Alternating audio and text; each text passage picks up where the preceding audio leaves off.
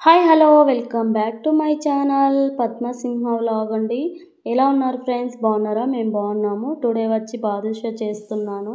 బాదుషాలు ఎలా చేశానంటే గోధుమ పిండి తీసుకున్నాను. గోధుమ పిండి కొద్దిగా వేడిగా ఉండే ఆయిల్ పోసి మంచిగా కలపాలి. చిటికెడు సోడా, చిటికెడు ఉప్పు వేసి కలిపి చపాతీ ముద్దలాగా చేశానండి. వీడియో క్లిప్ మిక్స్ అయింది.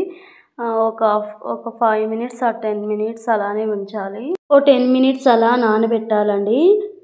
నెక్స్ట్ వచ్చేసి పక్కన షుగర్ వేసి మనకు కావాల్సిన వాటర్ ఎంత కావాలో అంత పాకం చేసి రెడీకి పెట్టుకోవాలండి. నెక్స్ట్ వచ్చి చిన్న చిన్న ముద్దలుగా తీసుకొని రౌండ్ బాల్స్ చేసి ఫింగర్తో మిడిల్లో అలా ప్రెస్ చేయాలి.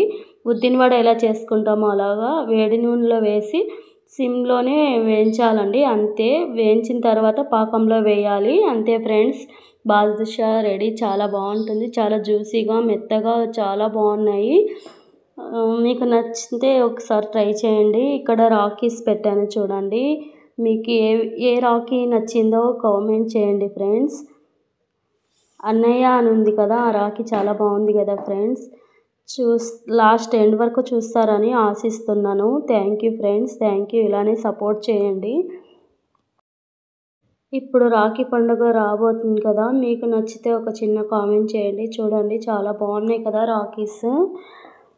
చూసి ఒక చిన్న కామెంట్ చేయండి. లైక్ చేయండి ఫ్రెండ్స్, సపోర్ట్ చేయండి.